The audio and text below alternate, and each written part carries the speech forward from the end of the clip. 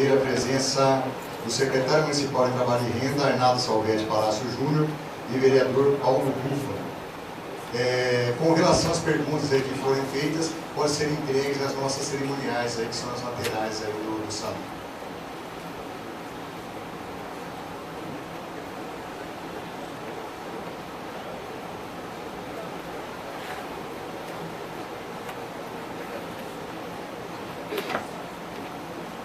Muito bem.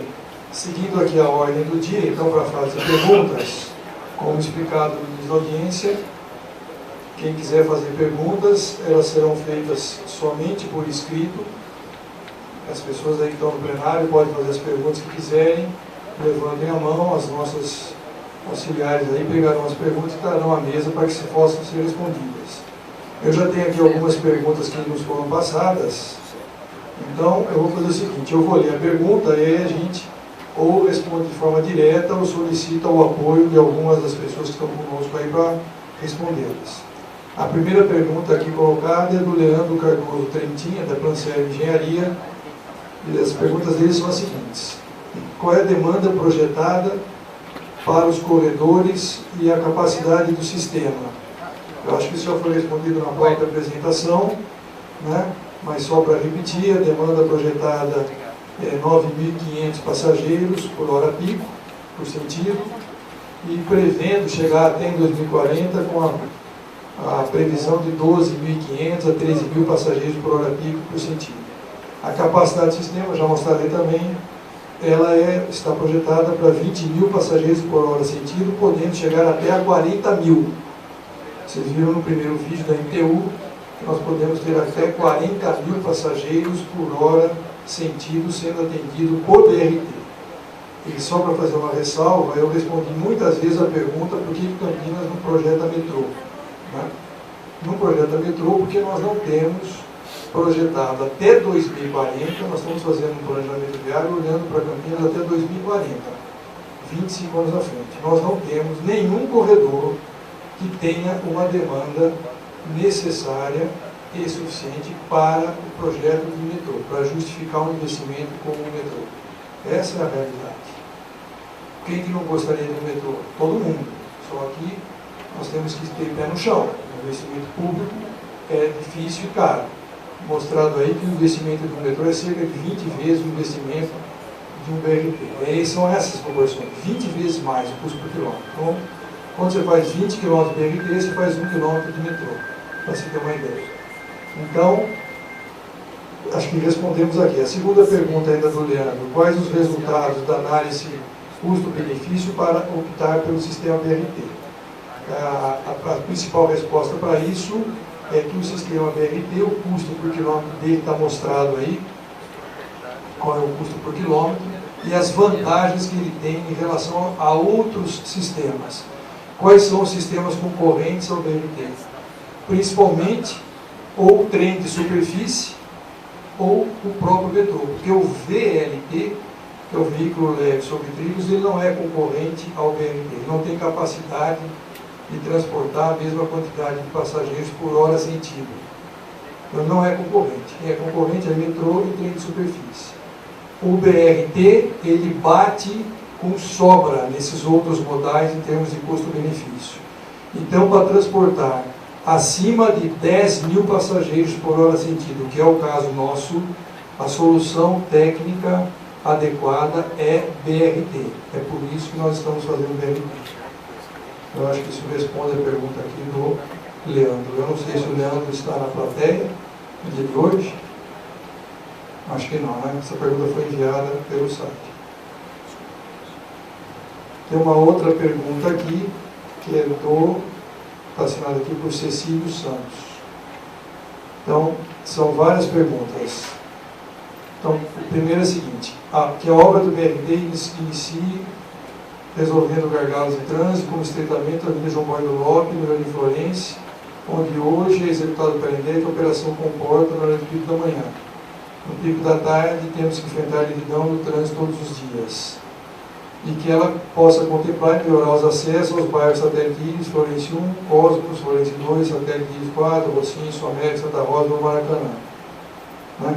Então, acho que com relação a esses dois pontos, também já foi explicado aqui na apresentação, ela não vai começar pelo Florence, porque o projeto ele tem que ser executado para ele. Eu estava respondendo essa pergunta agora há pouco aqui para um jornalista.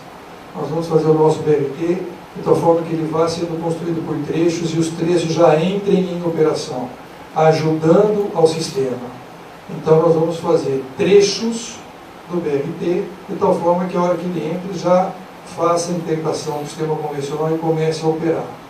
Mas ele vai chegar brevemente lá, porque, como foi mostrado, o Campo Grande é o principal corredor, mais importante, o mais crítico, e vamos iniciar as obras por ele. Então, em alguns meses, nós estaremos fazendo aquela solução do problema grave que tem hoje lá. Isso, o Silvio está lembrando que o alargamento da pista, nós temos um acordo aí com a ANL que eles vão fazer aquele alargamento da pista em paralelo para facilitar a passagem do sistema hoje convencional e dos veículos, né? Bom, aí pergunta aqui como vai ficar os moradores do núcleo de Jardim Paulsurama, se vai haver alguma desapropriação naquela comunidade. Não há nenhuma desapropriação prevista no Jardim Paulsurama. Aliás, de uma maneira geral, nós temos apenas 61 mil metros quadrados de desapropriação do sistema BRT. Um projeto de 40 quilômetros de corredores não é nada. E esses 61 mil metros quadrados, quase 80% deles estão hoje em áreas desocupadas, áreas nuas. Pouquíssimas edificações serão afetadas por desapropriações, o que também é uma grande notícia, porque facilita a velocidade de implantação do projeto e baixa o custo também, porque a desapropriação é um dos problemas de custo elevado em qualquer projeto. Aí ele pergunta do shopping Parque das Maneiras e Prefeitura, por que vão ser executadas, né? Isso aqui não tem nada a ver com o BRT, mas pelo próprio shopping, só para delicadamente responder. Em vários pontos da vida, em travessias de pedestre hoje muito inseguras. Como será tratada essa questão? Por passarelas, semáforos, logofaixas, etc., em todas as transposições de pedestres, isso está previsto no projeto. E pergunta se vai ter ciclovia em toda a extensão. Não vai ter, essa pergunta também já respondemos várias vezes, e mostrei aí, as ciclovias elas serão integradas ao sistema BRT em vários locais ao longo do projeto, chegando nas estações de transferência. Depois, uma pergunta do Mário Bonzanino, creio que não errei o nome, CMTT.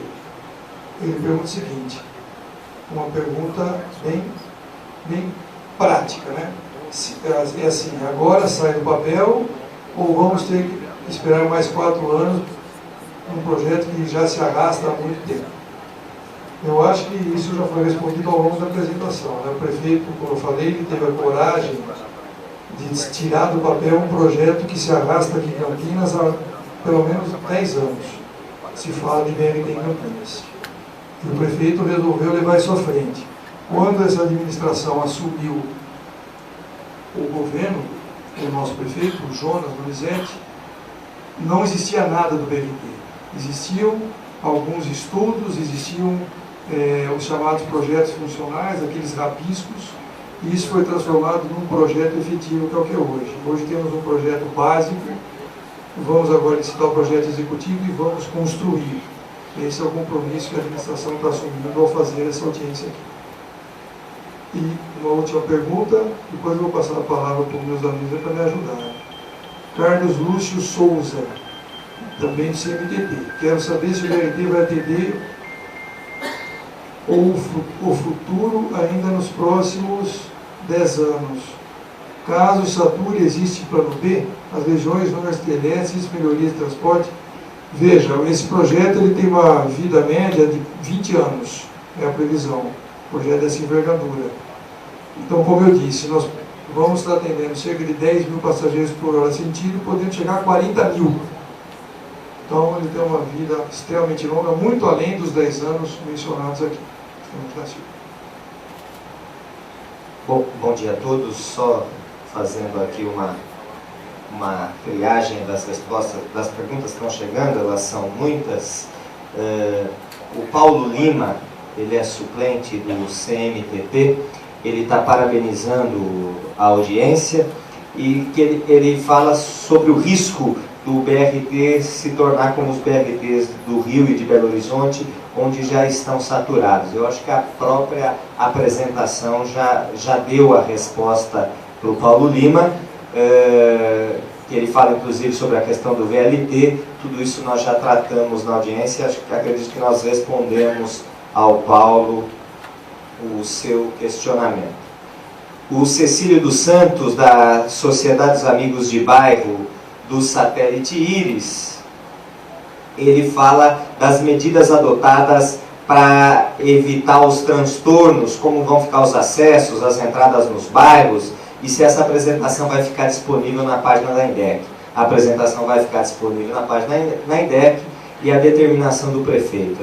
Na execução da obra, a obra será feita da forma, nós, como vocês viram na apresentação, ela foi dividida, são 3 corredores, 8 lotes, obras autônomas, para que a cidade, é uma obra de grande impacto, mas para que esse impacto possa ser minorado na sua execução. A Tânia Piccolotto, ela fala, na Avenida das Amoreiras, do número 1200 ao 1900, o BRT passará pelo corredor de ônibus existente ou haverá necessidade de desapropriações. Nós já dissemos, ele vai nas Amoreiras, ele usa o espaço hoje dos corredores de ônibus. O Arnaldo Salvetti, nosso secretário de Trabalho e Renda, ele fala sobre as estações de embarque, se haverá implantação de centros de comércio para atender os microempreendedores individuais. Nós pretendemos, Arnaldo, em todas as estações, nos terminais, há um projeto paralelo, né, Barreiro, que nós estamos trabalhando para termos centros de comércio, aproveitando esse fluxo de pessoas em todas as estações. O Paulo Bardal, que é da Transurc, em relação à desapropriação, como está sendo tratada a questão. Se já existe um decreto de utilidade pública estabelecendo, quais são as áreas que serão desapropriadas, nós ainda não iniciamos as negociações, se elas serão amigáveis ou judiciais. Depende aí, mas já existe um decreto disponível das áreas que serão afetadas. O Walter, dos alternativos, ele, uma vez agregado o sistema BRT, os valores de receitas pequenos terá subsídios ou aumento de passagem. O Walter, acredito que a preocupação dele é sobre o modelo, após entregue o sistema, nós redesenharemos o sistema para que os permissionários e os concessionários não tenham prejuízos, e se eles forem experimentados, vai ser repactuado aí o financiamento do sistema. Só complementando essa resposta, nós estamos também contratando, juntamente com essa licitação de projetos e obras, o chamado plano operacional. Plano operacional, pelo próprio nome, ele define como que o sistema estará funcionando com a entrada do BRT. Nós também faremos por etapas, considerando que a implantação vai ser por etapas, a cada etapa como é que o sistema vai ser impactado. E, em consequência da definição do plano operacional, nós teremos a definição dos custos do sistema. E não se prevê aumentos de custos pela implantação de um sistema desta natureza, só para deixar clara essa questão. A Thalita, que é do Hospital Celso Pierro, da PUC, ela pergunta quando será possível o acesso a detalhes dos projetos, o impacto em propriedades particulares, em especial no corredor Campo Grande. O projeto básico ele estará detalhado após a publicação do edital, mas a questão do impacto nas propriedades particulares, já há um decreto, as propriedades que serão afetadas já constam de um decreto publicado. O Hélio Martins, quais são as desapropriações que estão previstas? Todas, já existe um decreto. Há recursos previstos para desapropriações? Sim, isso está previsto no projeto. Nós vamos iniciar o processo de negociação com as pessoas. Isso não não faz parte dos 540 milhões que nós falamos aqui, isso é recursos próprios do Tesouro Municipal, é a Prefeitura quem vai desapropriar essas áreas, mas são poucas áreas, como já dito. Moradores que sofrerão desapropriações estão cientes, nós já publicamos um decreto, né, os afetados já têm ciência da área que será afetada.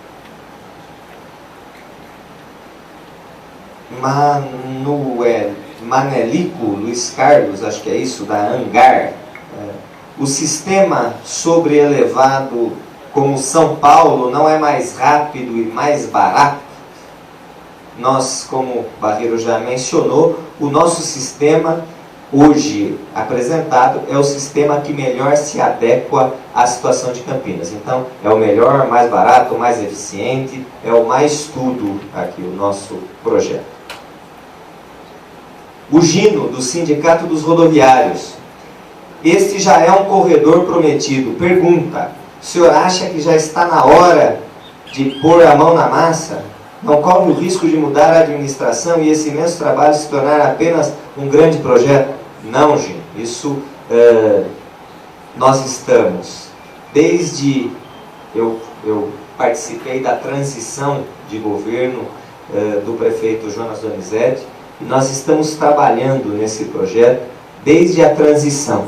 Quando nós assumimos, nós fizemos uma reunião ainda como equipe de transição em Brasília sobre esse projeto, assumimos o governo. Nos primeiros dias montamos uma comissão especial para licitar o projeto básico, licitamos o projeto básico, concluímos o projeto básico, o projeto é esse que está apresentado e entregaremos para Campinas, ainda este ano, no máximo, no início do próximo ano, um contrato da Prefeitura e uma empresa ou várias empresas ou um consórcio de empresas para construir esta obra. Esse é o compromisso do governo do prefeito Jonas Donizete, é o nosso compromisso. Eu vou pedir o apoio aqui agora dos universitários. Rogério, você pode nos ajudar com as perguntas?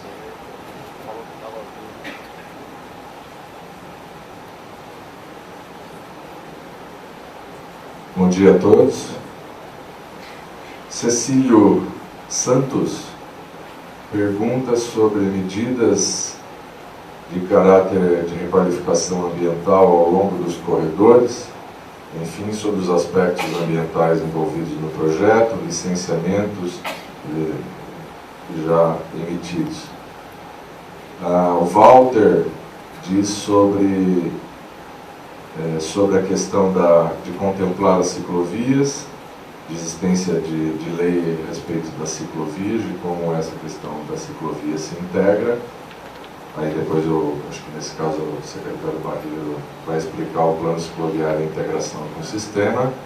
O Anderson Matias da Silva pergunta, ele é da comissão do Conselho de Transporte Campo Grande, o preço da passagem será reduzido já que o sistema é mais sustentável, porque a ciclovia não acompanha o BRT ao longo de todo o projeto. Então, eu vou falar dos aspectos ambientais e de licenciamento e depois a integração do plano cicloviário, que é coordenada pelo secretário Barreiro, ele fará as observações. Em relação ao licenciamento ambiental, todo o licenciamento ambiental dessa obra está se dando em âmbito municipal. Isso se dá em função de que as obras previstas aqui se enquadram na deliberação CONSEMA número 1 de 2014, que define o que são obras de impacto local. Sendo obras de impacto local, elas são licenciadas pela Secretaria do Verde. Em relação a esse licenciamento, ele já se iniciou com as emissões das licenças prévias ainda no ano de 2013. São as licenças prévias, são 3 protocolos separados, um para cada trecho, que resultou, secretário Barreiro, na emissão já em 2013 da licença prévia número 9 de 2013 Corredor Ouro Verde, licença prévia número 10 de 2013, corredor perimetral. Licença prévia número 11 de 2013, corredor Campo Grande. Veja a prioridade máxima do governo Jonas, logo no início da gestão, nos debruçando sobre o licenciamento ambiental, que as licenças prévias já deram a possibilidade de licitar a contratação do projeto básico. Elas foram revalidadas em 2015, face à necessidade de revalidação por tempo decorrido. Elas foram revalidadas emitindo-se a licença prévia 109 de 2015, 111 de 2015 e 110 de 2015, respectivamente, para os corredores Ouro Verde, Perimetral e Campo Grande. Vou falar brevemente, é lógico que tem vários aspectos ambientais envolvidos. Eu queria aqui agradecer a equipe técnica da Secretaria do Verde e Desenvolvimento Sustentável, que foi ampliada pelo prefeito Jonas nessa gestão. Para vocês terem uma ideia, todas as obras públicas estão sendo licenciadas. Havia no começo da gestão apenas 8 técnicos para fazer o licenciamento. Hoje, com o CTAlps, que é a Coordenadoria de Apoio ao Licenciamento de Obras Públicas, nós temos 27. Então a equipe foi triplicada e isso está dando celeridade, tanto nas obras públicas como obras privadas, no licenciamento ambiental, que agora atualmente é totalmente online. 100% dos protocolos das entradas novas são online, é o primeiro sistema online do Brasil.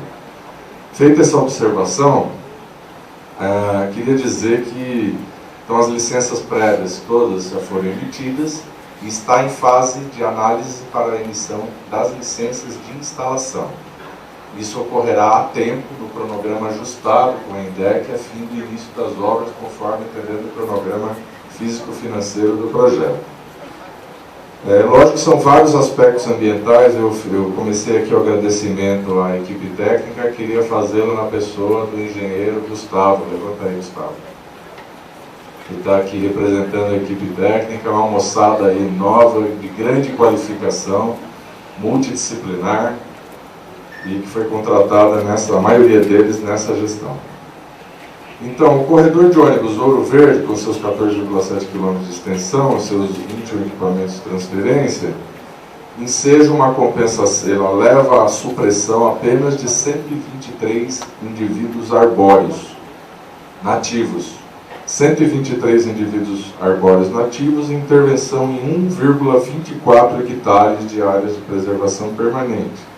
Transposição de áreas de preservação permanente. Isso ensejará, no primeiro trecho, Ouro Verde, uma compensação de 16.750 mudas.